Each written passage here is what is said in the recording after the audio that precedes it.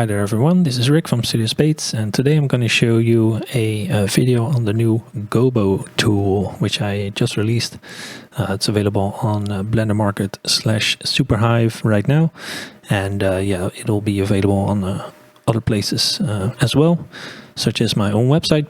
It's going to be a longer video, so sit tight, and if you don't like long videos, don't forget that you can speed it up on YouTube, so you won't have to sit there for like half an hour.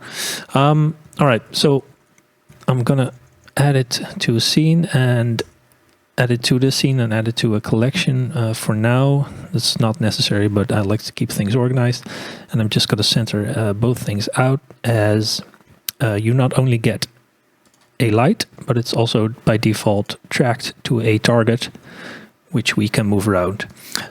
So for this, we need to switch to cycles, because right now Gobo Tool only is supported in cycles, but I hope to port it to Eevee as well. But for now, we're using cycles. So you can already see something happening in the scene. We have a few objects in here, a floor, just a square plane, a fog cube, which is just a cube with a fog material on it, a principled BSDF, principled volume. That's it. That's the only material on there. And yeah, just a simple cube, icosphere, and Suzanne to make the scene a bit more interesting, but it's basically, almost empty. All right, so we don't need to look at the shader, so let's go back to the timeline, because it's fully controlled from the light settings here. So just make sure you highlight Gobo Tool Studio Spades, and you can start tweaking. So what you might have noticed first is that it has two colors, it's green and blue, and you might not like that. I respect that, but that's done with the colorizer. So the colorizer colorizes the light, and you can make it any color you want. You can reset it to a black and white gradient, or you can turn off the colorizer mix, which basically does the same thing. It removes the color from the light. So if you don't like the colors, just make sure you turn that off. All right, there's a couple more settings here, so you can change the hue as well. The saturation and the brightness. So if you put in 50, for example, it'll get a lot more brighter, but you can use the power setting for that as well. And the hue set bright mix blends between the original and the effects you put in here at hue, saturation and brightness. Okay, so those are some master settings for the color and the brightness, but you might want to change more settings, and we can. We have quite a lot of settings here in Gobo Tool. There are a few layers, and they all do their own thing, and you can quickly mix and match them here and create your own gobos, as it were.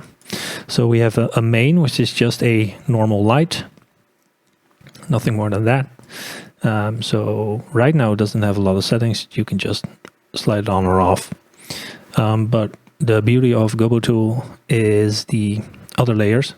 So there are quite a few, and we'll go through them one by one. So we have the Voronoi layer here, and you can unfold the settings for the Voronoi layer as well.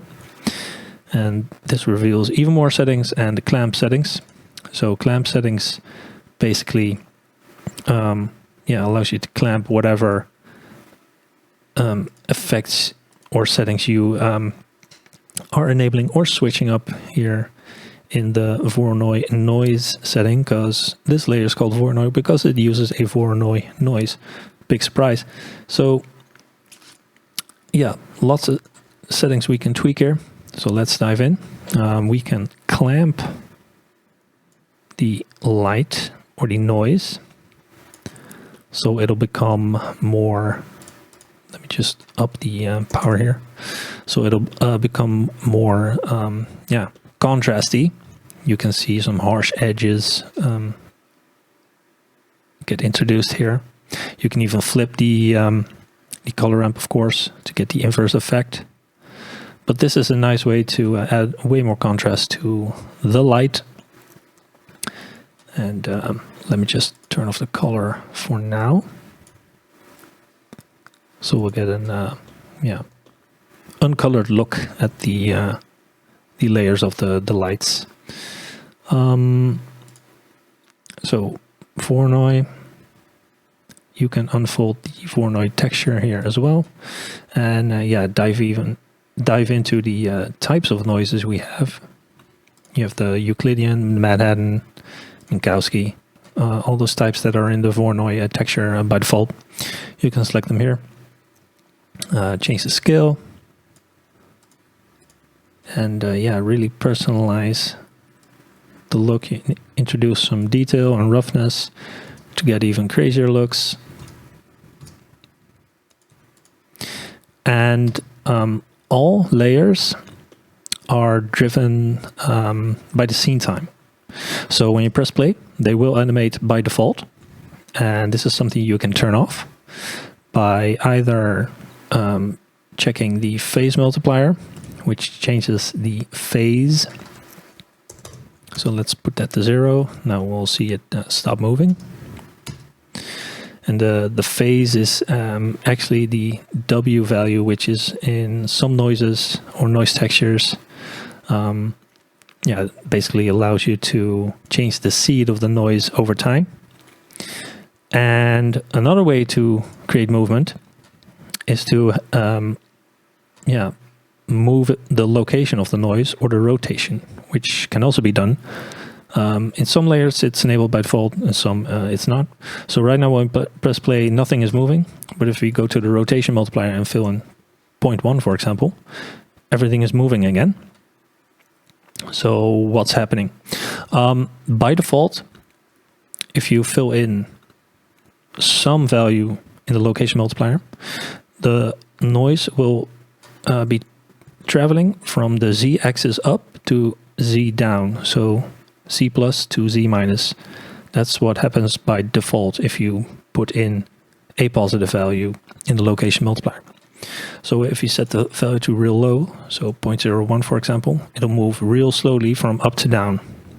We see some undulation happening here. Now the downside is we need cycles to denoise, so it's gonna be a bit blurry when we're pressing play, but maybe we can show it on another layer, or maybe introduce some more contrast here. Maybe up the scale a bit. We see some things moving here. And if we set it to 0 again, the location multiplier, it stops moving. We can put it to 0.1, 0.00, sorry, and then we can rotate that direction as well. So now it's not moving up to down, but you can see it moving from y minus to y plus. You see it moving in this direction. Maybe do it a bit faster. And that's when you rotate the vector. So if whatever you fill in your rotation here, or move location direction, that'll rotate the Z plus to Z minus movement with the location multiplier by the values you fill in here. Same thing basically goes for the rotation multiplier. So you put in 0.1 and it'll rotate around an axis. Right now that axis is not centered.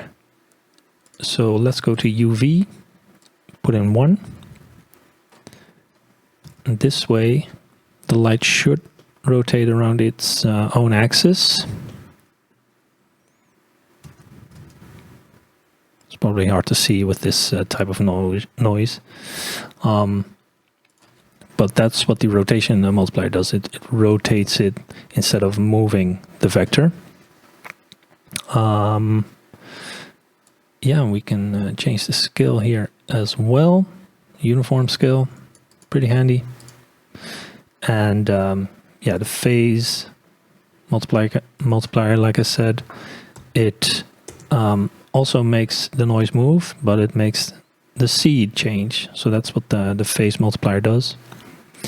And you might have seen the speed control here, all layers. When you change this, it'll change the speed of every layer. So this speed control, all layers, is mentioned multiple times in the settings of all these other noises as well. And if you set it to 0.3, for example, it'll change it to all the other ones to 0.3 as well. So it'll speed up everything. So generally, you don't want to adjust the speed all layers unless you really want to adjust it at all layers. So keep that in mind. You can always change the individual speeds of every layer by changing the location or rotation multiplier or the phase multiplier individually. So that's the Voronoi noise. Let's go to the normal noise one. So slide up noise to have it fully affect the scene. This is a bit more contrasty by default, but these are things we can always change. So unfold the settings, unfold factor here, and we'll be able to change the noise settings. So we have a scale slider here as well, detail, which can be increased for more detail. That makes sense. Roughness, all kinds of settings that are yeah, basically the default settings of the noise texture here, but they also move over time. And the beauty of Gobo Tools is that you can combine these layers quickly, slide up parts. And if you find this effect way too harsh, don't forget that you have a radius slider in your lights. So you can put it to 2 meters, for example, maybe 1. It'll become much softer, maybe 0.5. So this way you get way softer, a way softer contrast and lights and shadows as well, which can definitely help you get a more realistic look. Because this might be too harsh for lights, but it's easier to art direct this way, of course, and get the settings you want. And when you're happy, you increase the radius a bit, make it a bit more softer. So yeah, that's a normal noise settings. Gabor, which is also a type of noise, one I really like. Let's unfold that one. Settings, clamp it here as well. The black and white values to create a harsher, more contrasty look. Again, we can change the settings that come with the Gabor noise. So scale, frequency, orientation, that kind of stuff. You can always switch it on the fly here. Create some nice looking light effects. So let's take a look at the clamp settings. We can increase the contrast here as well. So white will become whiter, black will become blacker. And combine that with the brightness to create some crazy looking effects. And you can even pull down the max. Let's see what happens here. Well, maybe I should increase the minus then. And that'll make it more white. Okay. No. Maybe increase the contrast right now, or the brightness. Yeah, more brightness. That's what we needed.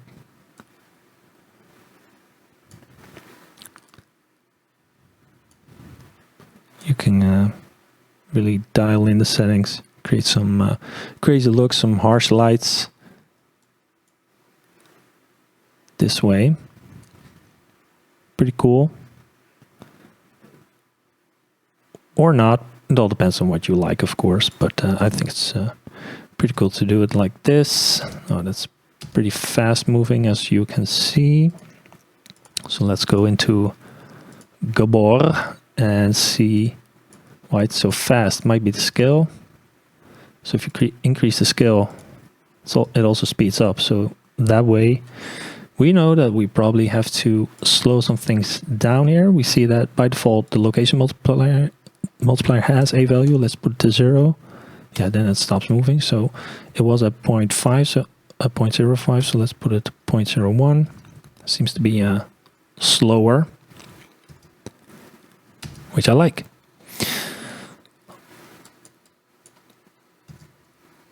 Yeah, pretty cool. So that's the Gobo noise.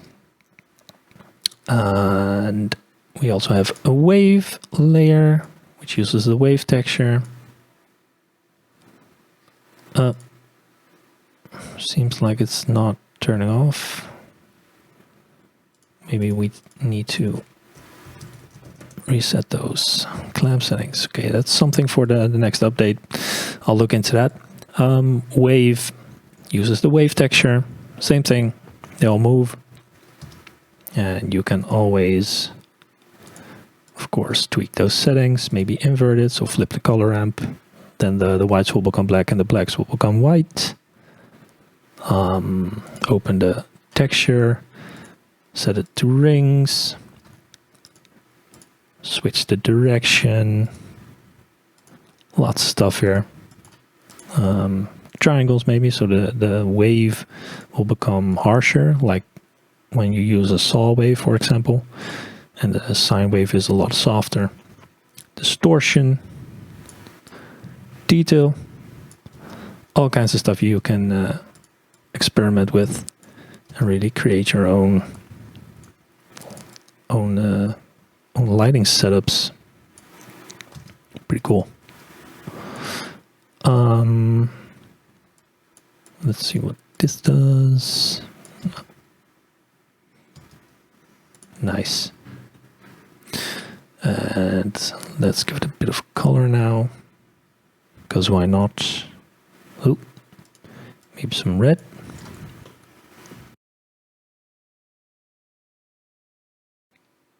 All right, let's add a grid in there. So slide up the grid.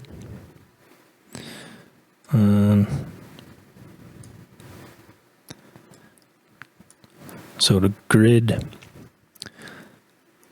uses a brick texture with the settings that come with the brick texture, of course. So location multipliers enabled here. So let's turn off location and rotation for now, because I don't want it moving.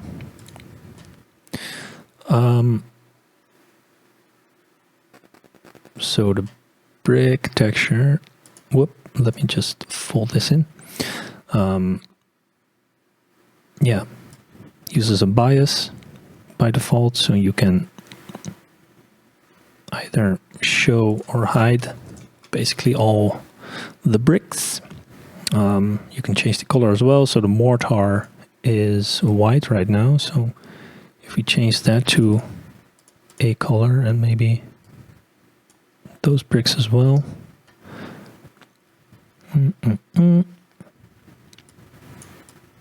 Mortar size.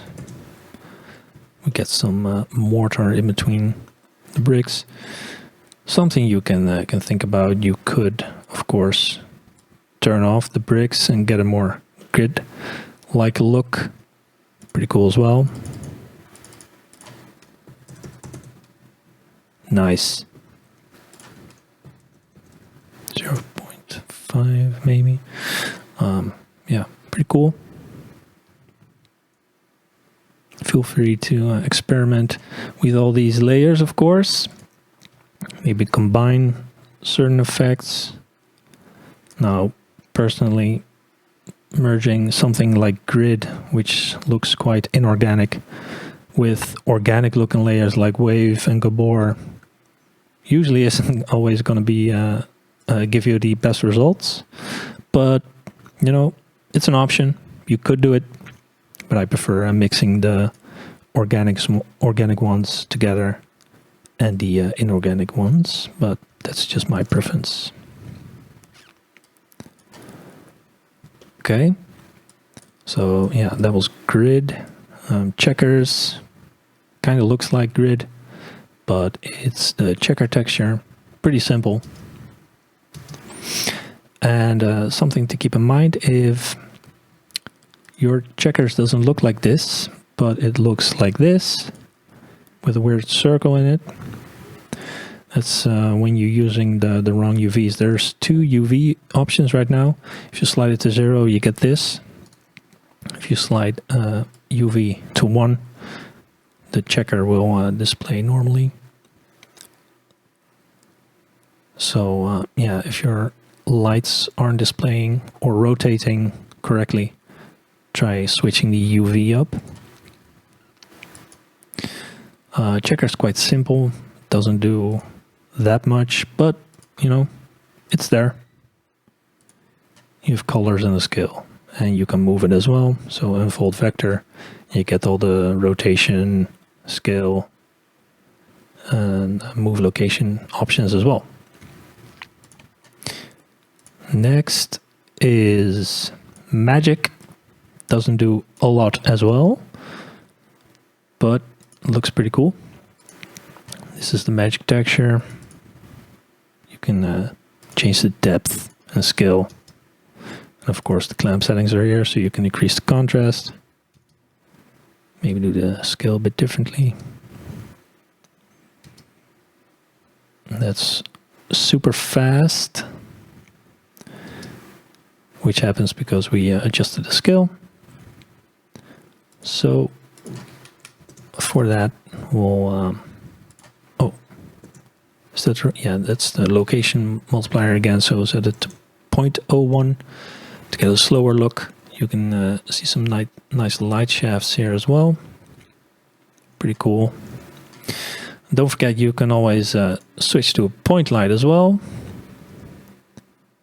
It's pretty harsh. Let's put it to 10. Still pretty harsh, but you get the idea. Area lights should work in most cases as well. Just make sure you keep an eye on the UV slider. That might change things up as well when you're switching to an area light. Okay, so that was magic. Image texture, you can load in an own image. Oh, let me fix the clamp settings first. So image, go to image, unfolded, settings. You can load in any image you want. I think this kind of speaks for itself, but you can load in videos. So yeah, maybe I can demonstrate that quickly.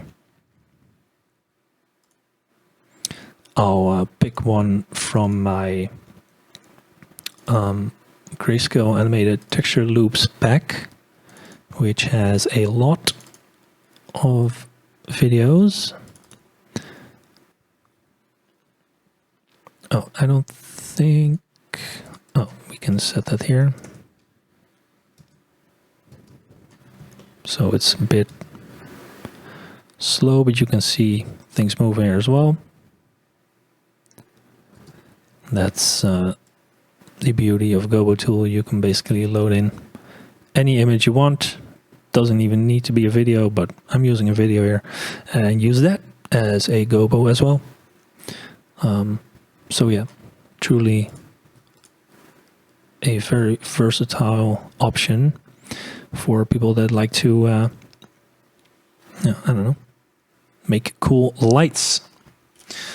Not sure if I mentioned it as well, but you can always Shift D and copy the light. It'll automatically track to the Gobo Tool light target as well.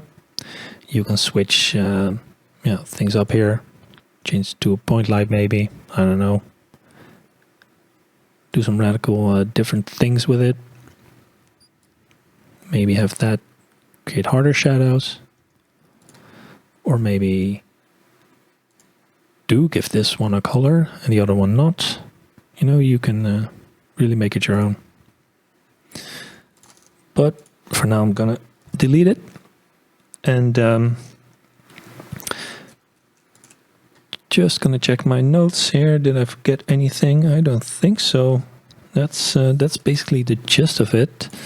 We also have a gradient layer. Last one. Gradient. It what does gradient do? Well, let's reset it.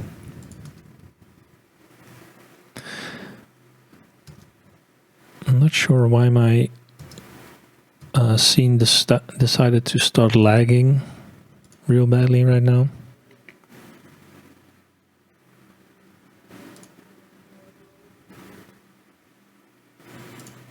Alright, so let's take a look at gradient.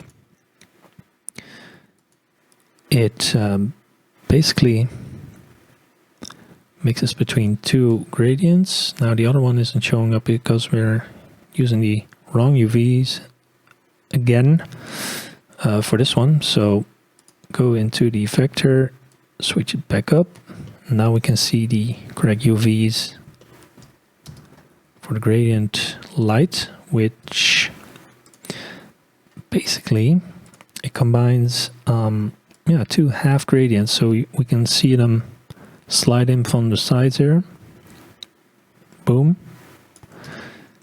And by default it rotates around its own axis. And just a unique layer again. And when you combine it with different ones like the wave or the noise, you can get some interesting results. And more layers will come in the future, of course. Don't be constricted by the fact that it's only this amount of layers, which is already quite a lot if you're making your own lights. But more stuff will come. And that's basically how Gobo Tool works. So grab it now on Blender Market/Superhive. It's a very easy way to create your own lights, create your own dynamic lights, and add more life and interesting looks to your scenes. So I hope you enjoyed this video. This was Rick, and take care. Until next time.